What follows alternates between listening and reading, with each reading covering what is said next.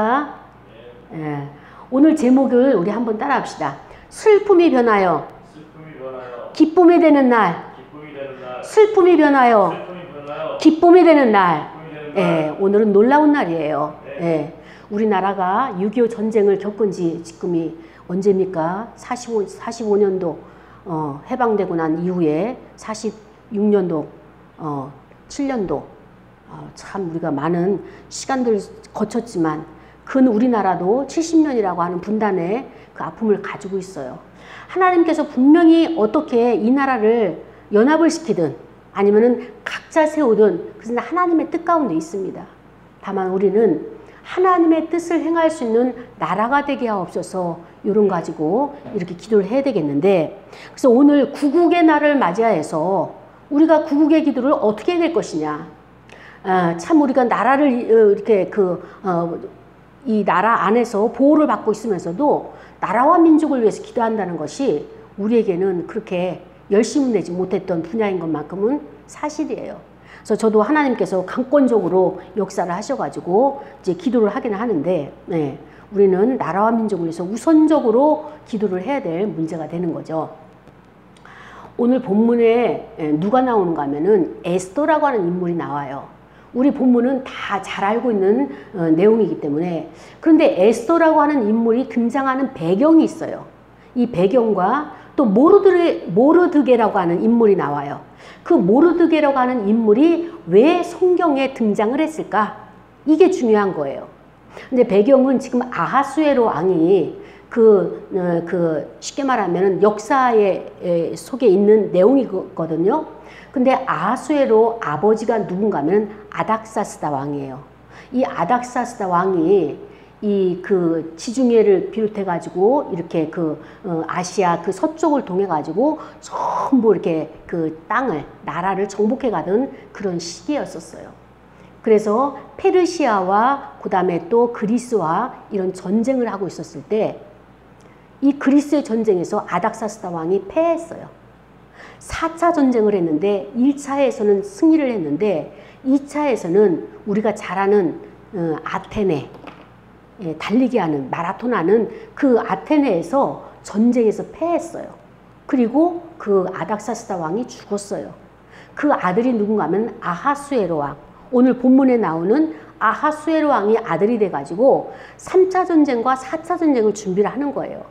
근데 오늘 본문은 3차 전쟁을 준비를 하면서 인도를 비롯해서 구스까지, 그러니까 구스라고 하면은 에디오피아까지 127도를 관장하는 굉장히 큰 영역을 관장하는 그런 아하수에로 왕이 그 127도에 있는 모든 그런 방백들과 관원들을 데려다가 잔치를 베푸는 거예요.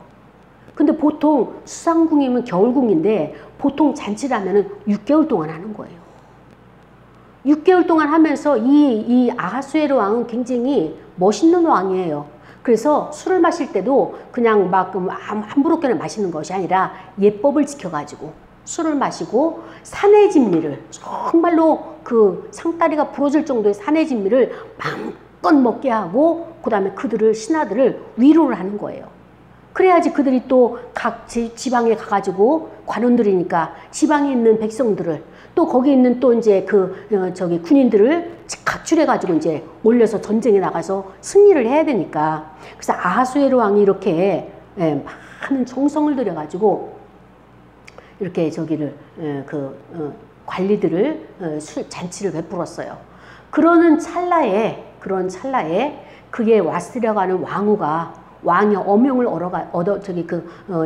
어명을 어겨가지고 그 에스더라고 하는 그 여자애가 거기에 이제 왕후가 되는 기회를 포착을 하게 되는 거죠. 그러니까 인생을 살다 보면은 생각지도 않은 때에 이 기회가 오는 거예요. 그런데 이 기회라고 하는 것은 준비가 돼 있는 사람이 포착을 하는 것이지, 잠깐만요. 그러면서 기회가 됐을 때 준비하면 이미 늦은 거예요. 그래서 기회는 항상 잡을 때 앞에서 잡아야지 지나가고 나서 뒤에는 기회가 없는 거예요. 버스라고 하면 지나가면 또 다른 버스가 부는 다르겠지만은 시간은 다르겠지만 오겠지만 인생의 기회는 그렇지가 않습니다. 그런데 이 에스더라고 하는 인물이 어떤 인물이냐? 부모를 일찍 여효했어요. 그래서 삼촌이라고 하는 모르드게에게서 양육을 받았는데 참 그 양육을 잘 받은 거예요. 왜냐하면 그 이후에 왕후가 된 이후에도 그로 인해 가지고 그가 왕위가 폐위가 된다거나 아니면 왕이 어떤 문제가 발생하거나 그런 기록이 하나도 없는 걸로 봐서는 양육을 굉장히 모르드게가 반듯하게 인격을 반듯하게 그를 키워놨다라고 하는 것을 볼 수가 있는 거예요. 그런데 이 에스더가 큰 나라의 문제가 돼가지고 나라가 어떻게 됐어요? 그 예상치도 않은 우리가 보면은 직장 생활이 됐든 사회가 됐든 어떤 곳에 있든 항상 이러한 자가 있는데 이 본문에서 나타나는 인물 중에 가장 악한 자가 누굽니까? 하만이라고 하는 자가 나타나는 거예요. 이런 자는요 권력도 높아요. 왕 다음이에요. 항상 보면 그런 사람들 돈도 많아요. 그래서 돈이 많으니까 돈을 갖다 바치면서 은 1만 달러들을 갖다 바치면서 자기가 왕을 도와주니까 인장반지까지 거저줘가지고 이 모든 권력을 다 장악을 한 거예요. 장악하고 나니까 자기 눈에 가시처럼 자기에게 절하지 않고 엎드리지 않는 그 모르드게 아주 꼴보기 싫은 거예요. 그 민족까지도 미워진 거예요. 미움이란 것은 이래요. 한 사람만 미우면 좋은데 한 사람 미우면 거기에 딸린 식구들까지 다 믿고 형제까지 그 사람이 자녀까지 다 미운 것이 이 미움의 이 본질이에요. 그래서 미움은 누룩과 같이 번지는 거예요. 그래서 이 하만이 모르드게를 미워하다가 이제 모르드게가 어떤 민족이냐 포로로 끌려왔으니까 유대민족이다. 그래 유대민족 다 전멸이다. 이거를 왕의 어명을 딱 찍힌 인장을 찍어가지고 전국 방에다가 다 붙인 거예요. 그러니까 12월 13일 14일만 되면 유대민족은 멸절되는 날짜를 잡아놓은 거예요. 그것을 알고 모르드게가 에스더를 불러내가지고 너만 그 왕궁에 있으면 너는 살지 모른다. 그러나 이 민족은 어떻게 할 것이냐 결정해라. 그랬을 때 에스더가 내가 금식하겠습니다. 여러분도 금식해 주십시오. 그리고 내가 죽으면 죽으리라 왕에게 나가겠습니다. 그랬더니 이 왕이 하나님께서 그 마음에 은총을 입혀줘가지고 에스더에게 이야기하는 거예요. 무슨 일이냐? 너 고민 좀 말해봐라. 네가 말하는 거에 있어서는 내가 이 나라에 절반이라도 주겠다. 세상에 그 많은 나라가 127도잖아요. 그렇게 많은 나라의 절반까지 주겠다고 왕이 그렇게 말할 정도면 왕의 마음은 누구에게 가 있어요? 에스더에게 완전히 몰입해 있는 거예요. 완전히 쉽게 말하면 폭 빠져 있는 상태예요. 그 마음을 하나님이 주신 거예요. 그때 에스더는 그것을 자기가 만용을 부리지 않고 잔치에 초대를 하는 거예요. 파티를 열어서 초대를 해가지고 그리고 또 두 번째 파티를 열어가지고 초대를 해가지고 이제는 왕이 이제 안달이 났어요. 제발 말 좀 해라. 네 가슴 속에 있는 고민이 뭐냐? 너 그렇게 묻어있는 그 괴로워하는 것이 뭐냐? 나 왕이야 왕. 내가 다 해줄게. 말만 해. 그때 에스더가 우리 민족이 다 죽게 되었습니다. 내 문제를 얘기한 것이라 민족의 문제를 가지고 왕에게 이야기하는 거예요. 그래서 어떻게 된 것이냐? 왕 옆에 있는 그가 하만이 모략을 해가지고 이렇게 되었습니다. 그래서 왕이 하만을 제거하고 그리고 그의 에스더의 요청을 들어주게 되죠. 하나님은 에스더를 통해서 여기까지 인도하셨습니다. 그런데 또 한편으로 하나님께서 역사하신 증거가 나타나는 거예요. 그 증거는 뭔가 하면은 에스더 6장에 보면 어느 날 왕이 잠이 안 오는 거예요. 불면증에 걸린 거예요. 그래가지고 왕궁을 왔다 갔다 하다가 안 되겠다. 잠이 안 오니까 내가 독서를 해야 되겠다. 그래가지고 왕궁 궁중에 일기를 딱 갖다 놓고 일기를 읽는데 독서를 하는데 거기에 뭐가 나와요? 왕을 살해하려고 암살하려고 음모를 꾸민 두 신하 이야기가 나오는데 그거를 사전에 발견해가지고 모르드게가 그것을 고발을 해가지고 그들을 잡아서 죽이고 왕이 살아난 거예요. 그 이야기를 일기를 딱 읽는 순간에 감동이 왔어요. 그러면서 모르드게에게 보상을 했느냐? 아닌 거예요. 그때 이 아하수에로 왕이 사람을 불러서 모르드게를 보상을 하고, 그러고 나서 그 자초지종을 들어보니까 모르드게가 거기도 유대민족이에요. 근데 유대민족이 말살되게 생겼어요. 그래서 이제 왕이 하만이라는 자가 모르드게를 통해서 에스더를 통해서 원흉이다. 그래서 이 하만을 제거하고 모르드게를 그 자리에 올리고 그 다음에 에스더는 왕위에 있고, 그러면서 이 나라에 이제 12월 13일과 14일이 되면 언영이기 때문에 무효시킬 수는 없다. 이 문제를 무효화 안 된다. 내가 왕이지만 안 된다. 그래서 내가 인장반지를 줄 테니까 또 다른 조서를 만들어라.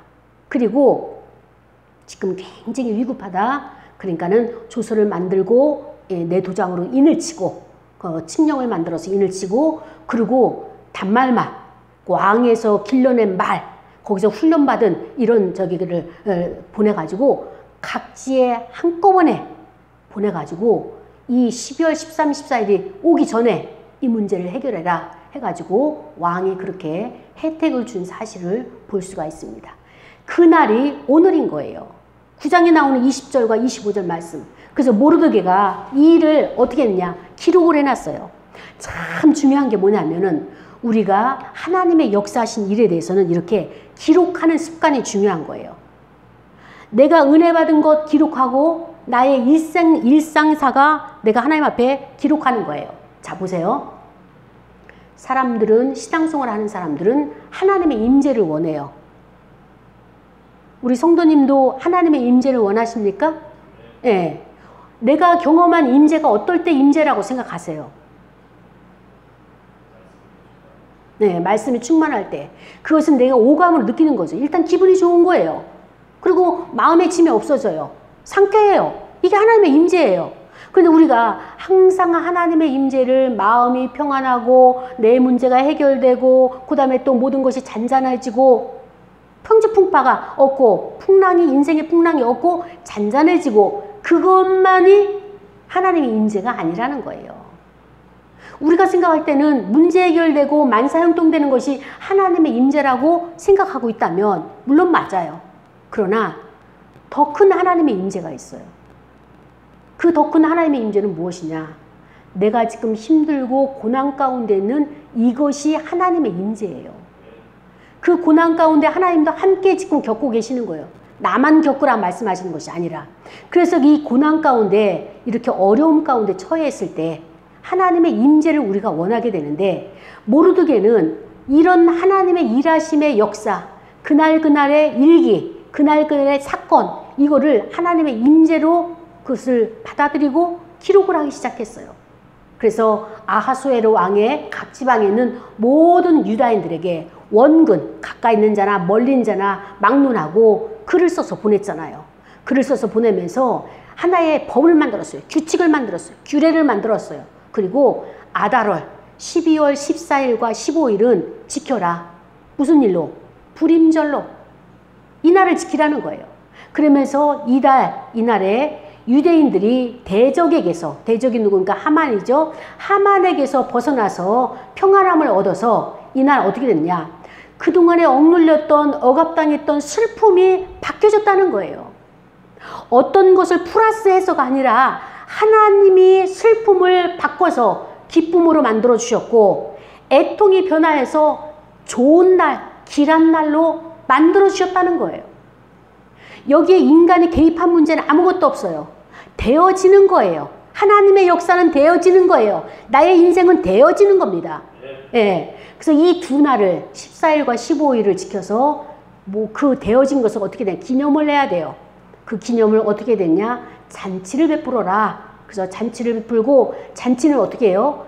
베푸는 거예요. 나눠주는 거예요. 그 베푸는 것은 뭡니까? 내가 나를 먹기 위해서는 잔치를 안 하죠. 나 외에 다른 사람들을 대접하고 다른 사람들을 대접하기 위해서, 나눠주기, 베풀기 위해서. 그래서 서로 즐기는 거예요. 나도 기쁘고 너도 기쁘고. 그래서 잔치를 베풀고 즐기면서, 여기서 끝나면 안 돼요. 뭐예요? 서로 예물을 주어라.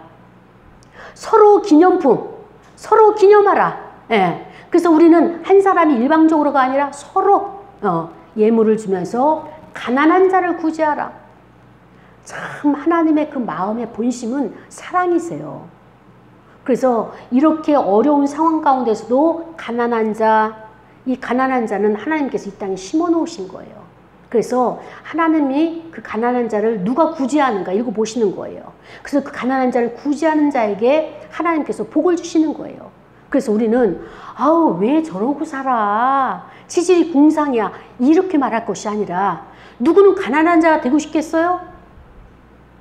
우리도 부자처럼 그 그룹 하는 사람처럼 돈이 많아서 떵떵거리면 나눠주고 싶겠죠. 그죠? 그러나 그 역할은 하나님께서 맡기신 거예요. 그 인생을. 그래서 없다고 무시하지 말고 그 인생도 하나님께서 책임지시고 누가 저를 돕는가를 보시는 거예요.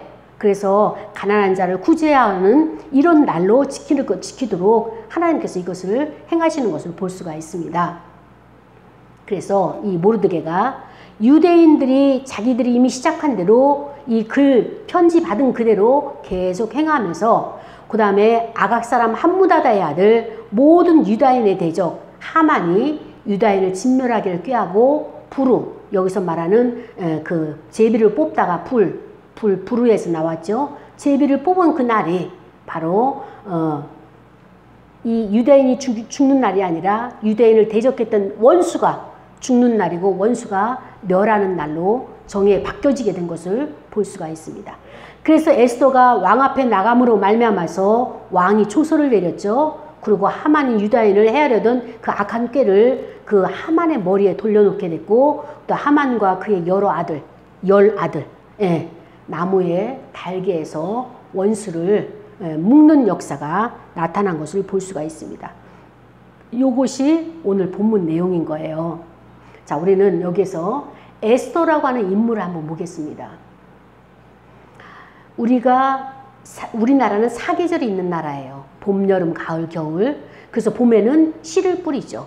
씨를 뿌리고 그것이 싹이 트고 여름에 성장하게 무성하게 잎사귀를, 그 다음에 가을에 열매를 맺어가지고 그것을 인류에게, 사람들에게, 많은 동물들에게, 또 새들에게, 피조물들에게 그 열매를 공급합니다.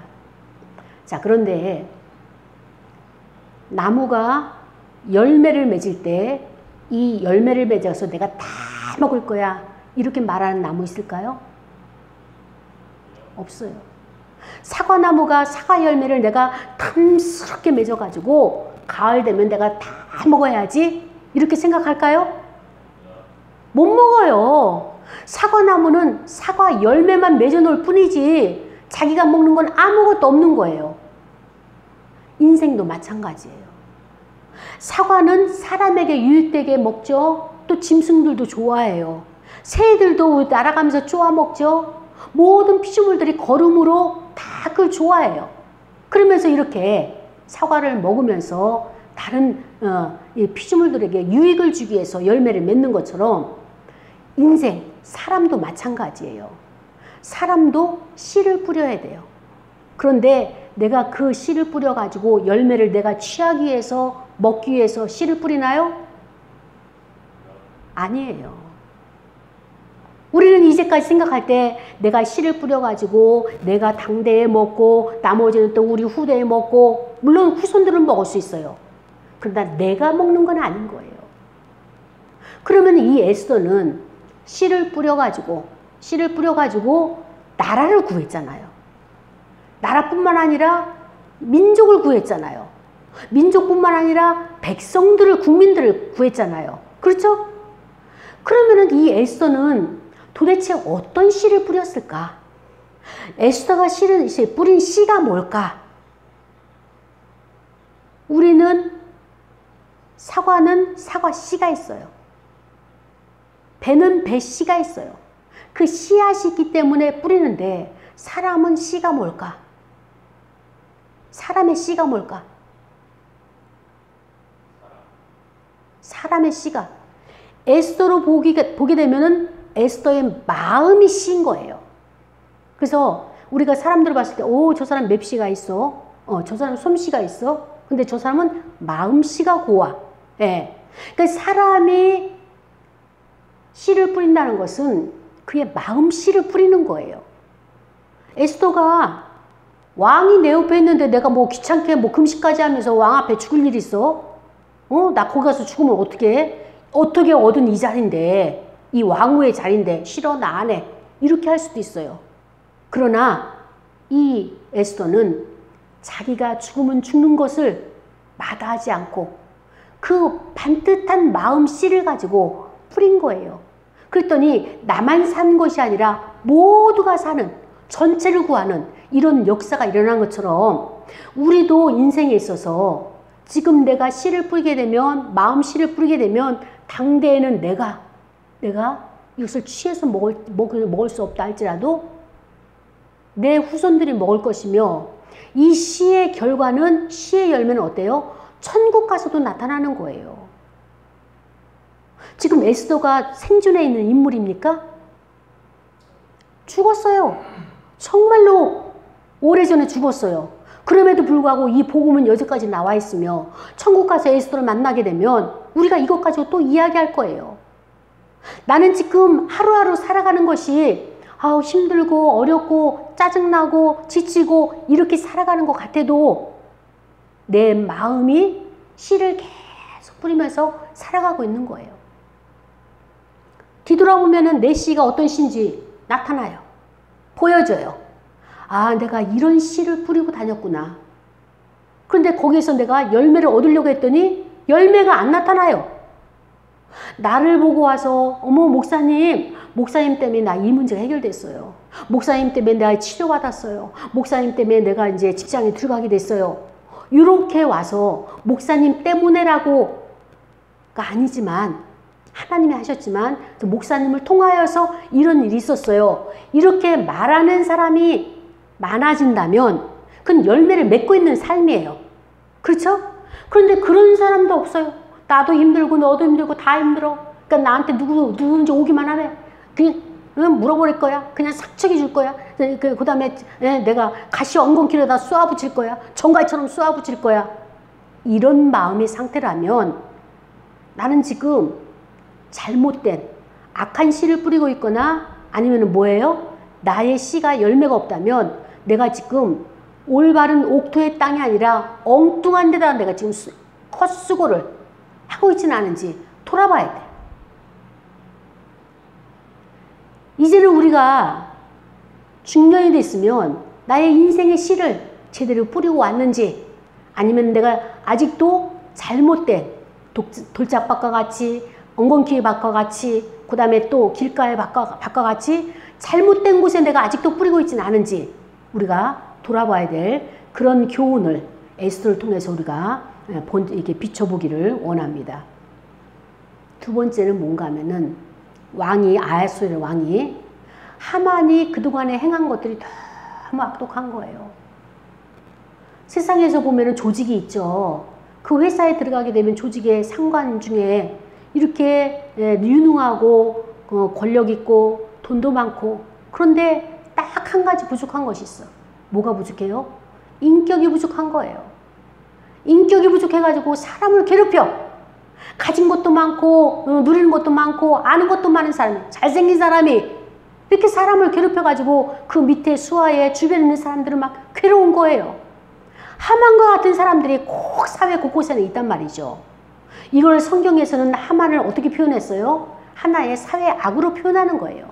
하나님을 대적하는, 하나님의 백성들을 괴롭히는 사회 악으로 지금 이렇게 표현하고 있는데, 하만은 어떤 자인가 하면요, 아각 사람이라고 했어요. 아각 사람인 거 누군가 하면은 바로 아말렉 족속을 아각 사람이라고 해요. 그런데 이 모르드게는 어느 족속인가 하면은, 모르드게는 사울, 베냐민 지파의 사울 왕의 후손들이에요. 그래서 지금 바벨론으로 포로로 끌려와가지고 지금 이렇게 종살이를 하고 있잖아요. 그런데 아말렉과 사울 왕 간에는 아주 그 오래된 그 뿌리가 깊은 원수의 관계가 있는 거예요. 이 사울 왕이 아말렉과의 전투에서 가져와서는 안 될 것들을 가져온 거예요. 양과 소와 살찐 것을 하나님께서는 사울왕에게 모든 아말렉 사람은 사람이건 짐승이고 모든 것을 다 전멸시켜라 이렇게 말씀을 하셨음에도 불구하고 사무엘을 통해서 명령을 내렸음에도 불구하고 이 사울왕이 알았습니다. 그 전쟁터에 가서는 그 사무엘이 오기 전에 번제를 드리고 제사를 드리고 가서 전쟁을 이겨가지고 와가지고 그걸 몰래 감춰놓은 거예요. 그래서 사무엘이 왕이시여 어떻게 제사장인 내가 오기도 전에 제사도 안 드리고 당신이 손수 제사를 드리고 전쟁터에 나갈 수가 있습니까? 물론 전쟁을 이기고 왔죠. 그랬더니 이 사울이 변명을 하는 거예요. 백성들이 나를 내버려 두지 않습니다. 언제까지 이렇게 기다려야 됩니까? 우리가 제사를 드리고 빨리 전쟁에 나갑시다. 지금 저 함성들을 보십시오. 여기까지 몰려오려고 하는 그 함성, 이 위기 가운데 언제까지 사무엘 제사장을 기다립니까? 하도 원성이 자자해가지고 할 수 없이 제사를 드리고 우리가 전쟁에 갔다 왔습니다. 그런데 갑자기 이런 소리가 들리는 거야. 사무엘이 깜짝 놀랐어요. 저 양의 소리와 짐승의 소리, 소의 이 소리는 뭡니까? 사무엘이 몰래 숨겨놨는데 들켜버린 거예요. 그래서 거기에 대해서 해명 아닌 변명을 하는 거죠. 사실 저거를 죽이려고 했는데 너무너무 탐스럽게 토실토실해가지고 하나님 앞에 제물로 바치려고 살려뒀습니다. 사무엘이 진노를 했지만 사울왕은 이것이 안 고쳐지는 거예요. 그래서 결국에는 그 사건으로 인해 가지고 사울왕을 하나님께서 버리셨잖아요. 그래서 블레셋과의 전투에서 사울왕이 죽었어요. 그 뿌리가 지금 오늘 여기까지 온 거예요. 지금 사무엘상에서 나오는 그 뿌리가 지금 여기까지 와가지고 어떤 일이 발생했는가 하면은 아하수에로 왕이 이 하만이 아각 사람 아말렉 후손인데 모든 재산을 다 가져라 줬어요. 그런데 거기에 75,000명이라고 하는 하만을 비롯한 그의 아들들과 그를 추종했던 세력들을 75,000명을 다 전멸시키고 멸하고 죽이는데 재산은 하나도 안 가져왔어요. 왜냐? 이들이 하나님이 사무엘 때에 어떻게 역사했는지를 안 거예요. 순종 하나 안 해가지고 왕의 자리를 강탈을 당하고 왕에서 하나님께서 제명시켜버리고 그것을 명심하고 아무리 좋은 재산들이 얼마나 많았겠어요. 지금 하만이 그렇게 많은 재산들과 이 모든 것들을 다 그대로 하나도 손도 안 대고, 왜냐하면 하나님의 말씀대로 살리라 결단한 이 모습을 볼 수가 있는 것입니다. 그렇습니다. 이것이 오늘 이 본문을 통해서 저와 여러분에게 주시는 하나님의 교훈인 거예요. 또 다른 교훈은 무엇이는가 하면은 나라에 대한 교훈이 있어요. 유대 나라, 이스라엘 나라가 지금 바벨론 포로로 끌려왔잖아요. 그러는데 아하수에로 왕이 통치를 넓게 하잖아요. 큰 왕이에요. 127도를 통치하니까 이스라엘 나라에서 조그만 나라에서 살다가 이렇게 큰 나라에서 사니까 편하고 좋은 거예요. 맨날 이스라엘 나라는 전쟁에 침략을 받아가지고 천여 번이라고 하는 그런 공격을 받았는데 여기는 아하수에로 왕이 아주 든든하게 지켜주니까 살만한 거예요. 그러니까는 포로로 끌려와서 다시 자기 나라로 가고 싶을까요? 안 가고 싶을까요? 여기 안주하고 싶은 거예요. 안 가고 싶은 거예요. 이거를 누가 알았어요? 하나님이 아신 거예요. 하나님의 뜻은 무엇입니까? 좋은 곳에서 행복하게, 풍요롭게, 풍성하게 삶을 누리는 그것이 아니에요. 하나님은 하나님의 나라, 하나님의 뜻을 행하기를 원하는 것이, 그의 자리로 가기를 원하는 것이 하나님의 뜻이란 말이죠. 그러니까 하나님께서 어떤 일을, 사건을 딱 터뜨렸어요? 하만이라고 하는 악한 자를 딱 세워가지고 이스라엘 백성들에게 위기를 주신 거예요. 너의 생명이 경각간에 지금 달려있다. 여기서 먹고 살고 평안하고 그냥 이렇게 사는 것이 인생이 아니라 하나님의 뜻을 행해야 되는 거예요. 우리는 하나님이 모르드게를 구원하셨고 에스더를 구원하셨고 유대 사람들을 구원하셨고 그게 목적이 아니라는 거예요. 저와 여러분의 삶에 있어서 어려움이 있죠. 힘든 일 있죠. 정말로 우리의 능력을 초월하는 그런 일들이 있어요. 내 힘으로 안 돼요, 그거. 그럼 하나님 이 문제 해결해 주시옵소서 기도하죠. 기도해서 왜 그것이 빨리 될 때는 빨리 되지만 안 될 때는 정말 안 될 문제 있어요. 왜 하나님이 그 문제를 해결해 주지 않으실까? 요거를 하나님의 관점에서 봐야 돼요. 그 관점에서 본다는 의미는 무엇입니까? 그것은 바로 하나님의 생각과 내 생각이 아직 다르다는 거예요. 하나님의 뜻과 내 뜻이 합일이 안 됐어요. 일치가 안 됐어요. 하나님이 나한테 맞추는 것이 아니라 내가 하나님의 뜻에 맞추는 거예요. 이게 안 됐기 때문에 아직 그 문제가 ing 진행 중에 있어요. 진행 중에 있다는 것은 무엇입니까? 내가 너무 괴로워. 너무 힘들어 지금.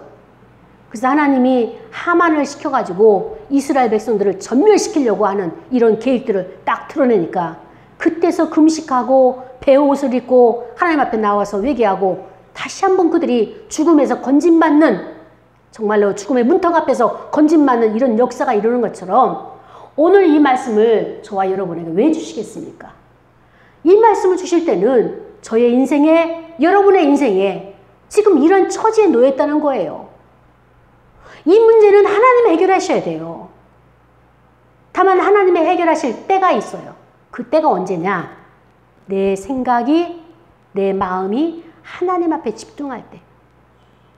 하나님이 이 문제를 왜 해결해 주셨을까? 그거를 볼 수 있는 눈이 열려질 때, 그때 그 문제가 해결되는 것을 볼 수가 있습니다. 그렇습니다. 오늘 6.25 기념 예배로 우리가 예배를 드리지만 우리나라 대한민국도 마찬가지예요. 분단의 거의 70년 된 이 분단의 아픔을 우리가 가지고 오는데 이 문제를 언제 종식할 것이냐? 하나님의 때가 분명히 있다는 것이에요. 남한은 남한대로 경제가 부흥이 되고 발전이 돼가지고 여기가 좋사오니 아유 북쪽은 북쪽대로 살고 우리는 우리대로 살고 이런 생각에 지금 안주하고 있는데 하나님은 이제 위급한 상황을 만들어가지고 우리의 생각을 바꿔놓으실, 우리를 변화시키실 그런 사건들을 우리에게 환경적으로 허락하실 것입니다. 그러면 우리는 어떻게 해야 되느냐? 하나님 앞에 나가야 돼요. 하나님의 대한민국을 향하신 뜻이 무엇입니까? 하나님이 우리를 향하신 아버지의 뜻이 무엇입니까? 하면서 이렇게 나가야 되는 그러한 과정들이 저와 여러분과 우리 대한민국에 있다는 것을 오늘 말씀을 통해서 우리에게 알게 하시는 하나님의 신실하신 사랑의 말씀인 것입니다. 사랑하는 여러분, 항상 인생은 슬픔만 있는 게 아닙니다. 슬픔은 바뀌어서 어떻게 돼요? 기쁨이 되는 거예요. 자, 기쁨의 주 원료가 뭐예요? 슬픔이에요. 슬픔이 없으면 기쁨도 없는 거예요. 그러니까 나에게 슬픔만 있다고 우리가 슬퍼할 것이 아니라, 애통해할 것이 아니라, 화를 낼 것이 아니라 요거는 뭐예요? 자원이에요. 이 슬픔은 자원이에요. 하나님이 이 자원을 가지고 기쁨이라는 것으로 바꿔내시는 거예요. 이 트랜스는 누구만이 하시느냐? 하나님만이 하시는 거예요. 우리는 항상 기쁨만 있고 즐거움만 있고 이렇게 살기 원하잖아요. 근데 기쁨의 근원은 슬픔이 변화해 기쁨이 되는 것입니다. 그렇기 때문에 우리는 또 우리의 마음에 애통하는 마음이 있어야 돼요. 이 애통이 어떻게 해요? 고통스럽고 정말로 참기 어렵고 그 힘든 그런 것으로 인해 가지고 우리의 또 길한 날, 좋은 날, 유쾌하게 되는 날, 이런 날을 하나님께서 허락하시는 겁니다.